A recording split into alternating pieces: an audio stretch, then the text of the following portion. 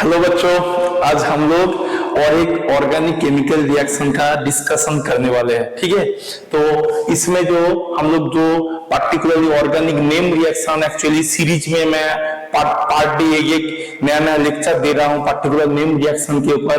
आज और एक नेम रिएक्शन डिस्कस करने वाले हैं, जिस रिएक्शन का नाम है Baeyer vinegar oxidation. Baeyer vinegar oxidation, have you got my point? तो आज हम लोग बेटा जेईई एडवांस के लिए बहुत ही ज्यादा इंपॉर्टेंट एक टॉपिक है, और मेंस में भी समटाइम्स आता है। ठीक है, मेंस में भी समटाइम्स आता है। तो one of the most important name reaction है। Already we have already discussed Cannizzaro reaction, we have already discussed HVG reaction, ठीक है ना। और उसके बाद उल्किस्मर रिडक्शन की हम लोग पढ़े, उसके बाद पार्किंग रिएक्शन भी हम लोग डिस्कशन किए। लास्ट क्लास में मैं क्लेजन कंडेंसेशन भी डिस्कशन किया हूं। ठीक है, तो हम लोग लगभग 4-5 सीरीज में हम लोग नेम रिएक्शन, एक नेम रिएक्शन, जो name reaction which is associated with the aldehyde ketone carboxylic acid, आप जानते हैं ऑर्गेनिक का most one of the famous chapter है। ठीक है, तो हम लोग आज और एक नेम रिएक्शन डिस्कशन करने वाले हैं बेटा। तो इसमें एक बात ध्यान में रखिए, ध्यान से देखना बेटा। तो बात ऐसा है, Baeyer vinegar oxidation, Baeyer vinegar oxidation, Baeyer vinegar oxidation है कि नहीं, वन ऑफ द, तो एक साइंटिस्ट था बायर विनेगर ऑक्सीडेशन, हम लोग डिस्कशन करेंगे। इसमें एक्चुअली क्या है, हम लोग जानते हैं ऑर्गेनिक केमिकल रिएक्शन जब भी होता है, ऑर्गेनिक केमिकल रिएक्शन जब भी होता है, इसमें हम लोग देखिए जो नॉर्मली एक रिएक्टेंट रहता है, उसमें एक रिएजेंट रहता है, और उसका एक प्रोडक्ट फॉर्मेशन होता है कि नहीं। तो इसमें हम लोग देखेंगे जो जेनरली, मैं फिर एक बार बता रहा हूं, जेनरली जो रिएक्टेंट होता है, जेनरली जो रिएक्टेंट होता है वो कीटोन होता है। जनरली बता रहा हूं, कीटोन टाइप का कंपाउंड होता है। तो एसाइक्लिक कीटोन भी हो सकता है कि नहीं, एसाइक्लिक कीटोन भी हो सकता है, और एज वेल एज और साइक्लिक कीटोन भी आपका हो सकता है। क्या हो सकता है बेटा? साइक्लिक कीटोन भी हो सकता है। इसमें क्या हम लोग देखेंगे, इसमें पार एसिड को ऐड करते हैं। क्या, कौन सा एसिड बेटा? पार एसिड। हम लोग अभी डिस्कशन करेंगे पार एसिड क्या होता है, एसिड और पार एसिड में डिफरेंस क्या होता है, हम लोग एक पार्ट को डिस्कशन करें। इसमें देखा गया है पार एसिड आप यूज करेंगे तो रीअरेंजमेंट, कभी कभी बैरली का रीअरेंजमेंट भी बोला जाता है। तो इसमें पार एसिड यूज करेंगे तो इसमें एसाइक्लिक कीटोन आप रिएक्टर में रखेंगे तो पार एसिड इस केस में क्या है बेटा? रिएजेंट है। पार एसिड इस केस में क्या है बच्चे?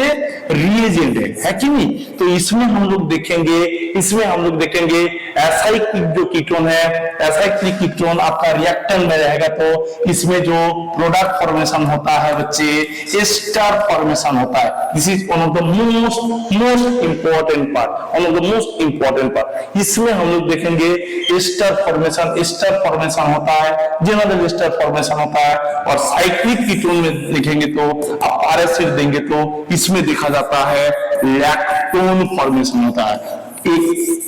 क्या क्या होता है हम लोग देखेंगे, एक्चुअली क्या क्या होता है, बहुत कुछ एक्स्ट्रा थिंग हम लोग बोल रहे हैं, तो एक पार्ट को हम लोग समझेंगे। मतलब जैसे एसाइक्लिक कीटोन का क्या मतलब, ऐसे नहीं जैसे एल्डिहाइड में नहीं हो सकता क्या? हाँ, हो सकता है, समटाइम देखा गया एल्डिहाइड में, बट जनरली में 99% केस में बता रहा हूं, इसमें कीटोनिक कंपाउंड को दिया जाता है, वो साइक्लिक कीटोन और एसाइक्लिक कीटोन। ठीक है ना। तो इसमें एस्टर हम लोग वेल पार्ट है, एस्टर वेल नोन पार्ट है। लैक्टोन साइक्लिक जो एस्टर होता है, उसको लैक्टोन बोला जाता है। साइक्लिक एस्टर को हम लोग लैक्टोन बोलते हैं। साइक्लिक एस्टर होना चाहिए, उसको हम लोग लैक्टोन के अंदर लाते हैं। ठीक है बेटा। तो इसमें सर एसिड और आपका नेक्स्ट क्वेश्चन आ गया, एसिड और पार एसिड में डिफरेंस क्या है बेटा? एसिड और, जैसे मैं आपको बता रहा हूं, पार एसिड बोलने से, जैसे एसिड जेनरली बेटा, मैं फिर एक बार बता रहा हूं, यहां जो एसिड लिखे है ये ऑर्गेनिक एसिड है। कौन सा एसिड है बेटा? Organic acid. बेटा ऑर्गेनिक एसिड किसको बोला जाएगा? ऑर्गेनिक एसिड किसको बोला जाएगा? ऑर्गेनिक एसिड जिस कंपाउंड के अंदर, ध्यान देके सुनना, जिस कंपाउंड के अंदर C+H ग्रुप रहता है, जिस कंपाउंड के अंदर C+H ग्रुप रहता है, हम लोग उसको, जिस कंपाउंड के अंदर सी डबल एच ग्रुप रहता है उसको हम लोग नॉर्मल ऑर्गेनिक एसिड के अंदर रखते हैं। किसके अंदर रखते हैं बेटा? ऑर्गेनिक एसिड के अंदर रखते हैं। तो सिंपल सा बात है, एक लाइन बोले तो ये सी डबल एच ग्रुप रहेगा तो ऑर्गेनिक एसिड होगा, है कि नहीं? ऑर्गेनिक एसिड होगा, ऑर्गेनिक एसिड होगा। जस्ट इसमें एक ऑक्सीजन बढ़ा दीजिए, जस्ट एक बार एक ऑक्सीजन बढ़ा दीजिए, 3 ऑक्सीजन करवा दीजिए। कितना ऑक्सीजन था? एक ऑक्सीजन बढ़ाने के चक्कर में हम लोग इसको बोलेंगे पार एसिड। पार एसिड का कोई मतलब नहीं है एक ऑक्सीजन बढ़ जाना। जो सी डबल एच ग्रुप है कि नहीं बेटा? सी डबल एच ग्रुप है उसको हम लोग ऑर्गेनिक एसिड बोलते हैं। पार एसिड में जो सी डबल ओ एच मतलब CO2H जो है वो CO3H हो जाएगा, तब हम लोग उसको पार एसिड के अंदर कंसीडर कर सकते हैं, है कि नहीं? तो हम लोग अब देखेंगे जिससे क्या हो रहा है। कोई भी एक एसाइक्लिक कीटोन का पर मैं बता रहा हूं जो R1 है R2 है कि नहीं? पार एसिड जैसे बहुत सारा पार एसिड होता है बच्चे, बहुत सारा पार एसिड होता है। तो सर कैसे एक पार एसिड का एग्जांपल मैं देता हूं, ट्राइफ्यूरो पार एसिटिक एसिड, ट्राइफ्यूरो पार एसिटिक एसिड, तीन ऑक्सीजन रहेगा, ठीक है ना? और सर पार एसिटिक एसिड इसको बोला जाता है, per acetic acid, per acetic acid. और one of the most famous per जो पार एसिड में आता है, जो मैक्सिमम टाइम यूज होता है एक्चुअली, उसको हम लोग बोलते हैं MCPBA। सर क्या है? What is this? MCPBA क्या? तो MCPBA जो है मेटाक्लोरोपार बेंजोइक एसिड, मेटाक्लोरोपार बेंजोइक एसिड, तीन ऑक्सीजन रहेगा और यहाँ मेटा पोजीशन में इसी को शॉर्ट फॉर्म में MCPBA मेटाक्लोरोपार बेंजोइक एसिड, है कि नहीं? इसमें क्या होता है, एक ऑक्सीजन, क्योंकि बेटा आप समझ सकते हैं इसका स्ट्रक्चर, पार एसिड का स्ट्रक्चर देखेंगे तो जैसे मैं किसी एक को उठा रहा हूं, ऐसे होता है। इसमें क्या होता है, ये जो लिंकेज होता है, इस लिंकेज को हम लोग क्या बोलते हैं बेटा? पारोक्साइड लिंकेज बोलते हैं। क्या बोलते हैं बेटा? पारोक्साइड लिंकेज बोलते हैं। This is one of the most important part, this is one of the most important, peroxide linkage बोलते हैं। क्या बोलते हैं बेटा? Peroxide linkage. पारोक्साइड लिंकेज बेटा ये खबरों में रख लीजिए, H2O2 भी हो सकता है, H2O2 भी, हाइड्रोजन पारोक्साइड जो है बेटा, ये बहुत ज्यादा इंपॉर्टेंट है। पारोक्साइड लिंकेज जहां जहां रहेगा, पारोक्साइड लिंकेज जहां जहां रहेगा वो ऑलवेज, पारोक्साइड लिंकेज जहां जहां रहेगा वो ऑलवेज बहुत ही ज्यादा अनस्टेबल होगा। ये एकदम खोपड़ी में रख लीजिए, अब एकदम ब्रेन के अंदर एंट्री करवा दीजिए इसको। मतलब मैं यही बोलने की कोशिश किया, पार एसिड के अंदर पारोक्साइड लिंकेज होने के कारण वो बहुत ही ज्यादा अनस्टेबल है। वो कोशिश करता है कैसे भी करके ये बॉन्ड, मतलब normally just bond break down हो जाता है। पारोक्साइड लिंकेज बहुत ज्यादा अनस्टेबल होता है, समझ लो ना? तो जैसे कहीं पर भी पारोक्साइड लिंकेज रहता है तो हम लोग उसको डार्क प्लेस में और बहुत ही बढ़िया डार्क कंटेनर में उसको रखते हैं, जैसे कुछ भी सनलाइट हो या कोई एनर्जी पास ना हो जाए, क्योंकि थोड़ा सा भी एनर्जी पास हो जाएगा तो या थोड़ा सा एनर्जी एंट्री कर जाएगा तो सॉल्वेंट मतलब उस पारोक्साइड में क्या हो जाता है? ब्रेकडाउन हो जाता है। क्या होता है बच्चे? ब्रेकडाउन हो जाता है। इसी में बहुत दवा इसमें देंगे तो क्या फॉर्मेशन होगा बेटा? जैसे R1 है मतलब यहाँ R2 हो जाएगा। क्या हुआ समझ रहे ना? जैसे R2 का माइग्रेशन हुआ और ऑक्सीजन के बीच में, ये कौन सा कंपाउंड हो गया? एस्टर हो गया। ये कौन सा कंपाउंड हो गया? एस्टर हो गया, है कि नहीं? इसमें और एक मैं जैसे नॉर्मली बता दिया, ये क्या था? एसाइक्लिक कीटोन था। एसाइक्लिक कीटोन से एस्टर फॉर्मेशन हो गया। हम लोग देखेंगे ये किस टाइप से रिएक्शन होगा। जैसे कोई भी रैंडम में साइक्लिक कंपाउंड का उठा रहा हूं, जैसे ये कंपाउंड है साइक्लिक, N वैल्यू 1 2 3 4 कुछ भी हो जाए, कोई प्रॉब्लम नहीं हो सकती। मैं बोलने की कोशिश कर रहा हूं इसमें भी तो पार एसिड डाल देंगे तो और बेटा नॉर्मली जो सॉल्वेंट होता है वो DCM होता है। क्या होता है बेटा? DCM होता है। इसमें डालेंगे तो बेटा क्या होता है, इसमें फर्दर वो क्या होगा? लैक्टोन फॉर्मेशन कर देगा। मतलब जैसे ये है कि नहीं, यहां से तो ये क्या है? एस्टर है बट ये साइक्लिक है, इसी वजह से इसको हम लोग बोलते हैं lacto. This is very important. Cyclic ester को लैक्टोन बोला जाएगा, साइक्लिक एस्टर को लैक्टोन बोला जाएगा। One of the most important part, one of the most important part. कोई दिक्कत है बेटा? अब आगे में मैं प्रोसीड कर सकता हूं? सर अब तो मैं समझ गया हूं जे रिएक्शन का प्रोडक्ट क्या होगा, रिएजेंट क्या यूज होगा बायोरिएक्टर में, क्या रिएक्टेंट यूज होगा, वो तो क्लियर किया गया। सर रिएक्शन कैसे हो रहा है एक बार मैकेनिज्म बता देते तो बहुत मजा आ जाता। तो मैकेनिज्म में मतलब रिएक्शन जैसे हो रहा, ओके तो एक्चुअली हम लोग ये मैकेनिज्म देखने वाले जी, रिएक्शन कैसे होता है, रिएक्शन कैसे होता है, रिएक्शन किस हिसाब से होकर आपको प्रोडक्ट बनाता है, इसमें हम लोग देखेंगे बेटा। पहले जो कीटोन है हम लोग अभी बोले R2 और R1 में माइग्रेटिंग जो एप्टीट्यूड है वो R2 बेस, R2 ज्यादा है। सर क्या बोले?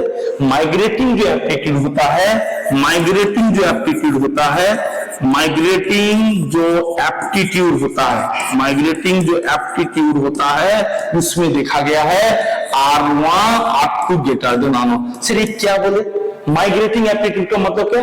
मतलब जो जल्दी से शिफ्ट हो, ऐसा ग्रुप हो जिसका इलेक्ट्रॉन रिलीजिंग पावर बहुत बढ़िया हो तो जल्दी से शिफ्ट हो जाएगा, ठीक है ना बेटा? तो इसमें मैं और एक दो एग्जांपल दिखा दूंगा, ऐसे कुछ प्रॉब्लम नहीं है। इसमें क्या होता है, पार एसिड जो होता है, पार एसिड मतलब H+ डोनेट करेगा, तो सिंपल सा बात है। इसमें देखना जैसे कोई भी पार एसिड हो, जैसे मैं आपको एक कोई भी एसिड लिख दे रहा हूं, तो यहां से क्या होगा, यहां से क्या होगा, H+ डोनेट करेगा, H+ छोड़ देगा तो ये फर्दर प्रोटोनेशन।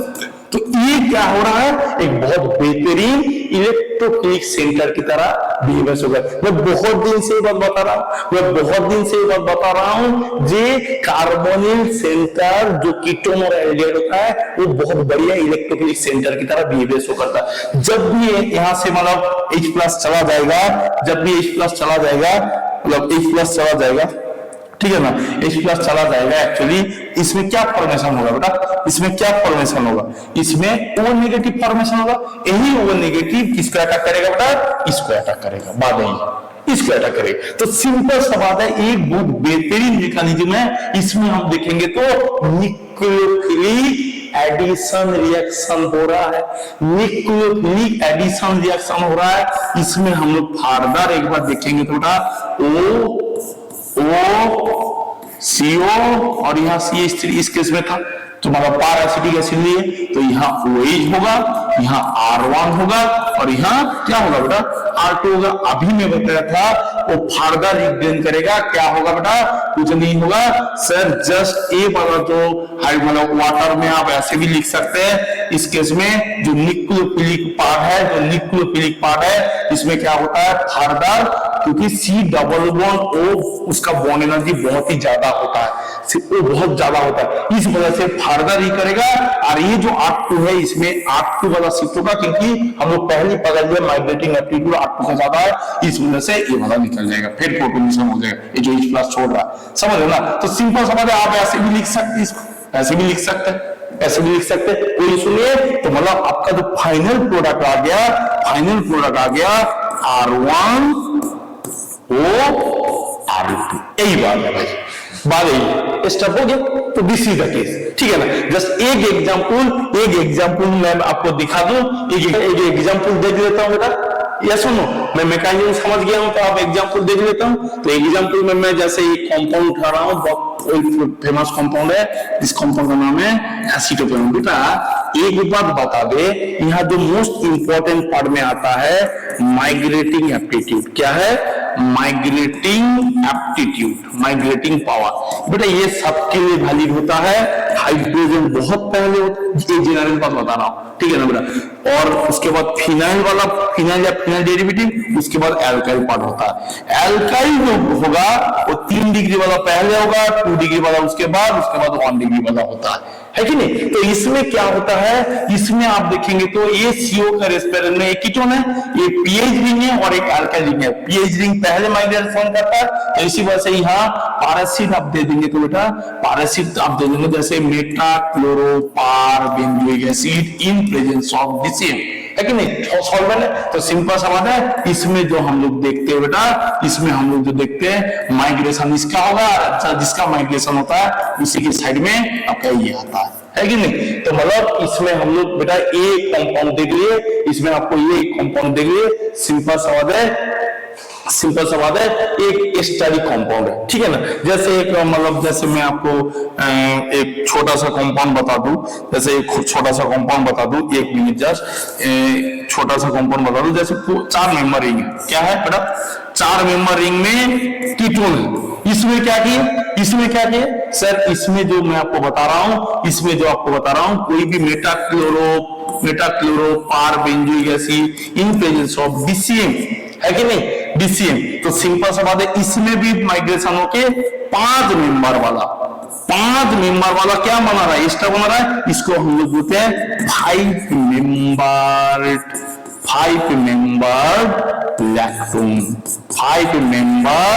लैक्टोन है कि नहीं, 5 मेंबर लैक्टोन। इस हिसाब से आपको क्वेश्चन को डील करना पड़ेगा, इस हिसाब से क्वेश्चन को डील करना पड़ेगा।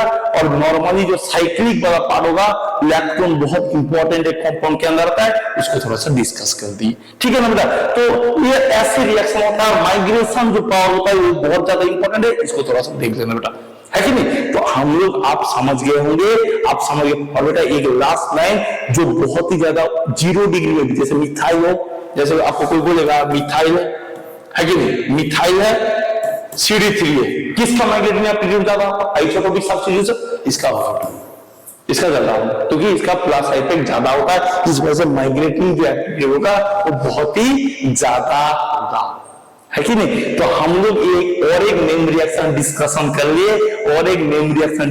कर लिए, बेटा आई थिंक आपको समझ में आ गया है कि कैसे होता है, कैसे प्रोडक्ट फॉर्मेशन होता है, हम लोग बहुत क्लियरली एक चीज को विजुअलाइज कर दिए, ठीक है ना बच्चे। तो हम लोग नेक्स्ट क्लास में और एक दूसरा नेम रिएक्शन लेके आपके सामने में डील करने वाले हैं, ठीक। Okay, see you in next class, bye बेटा।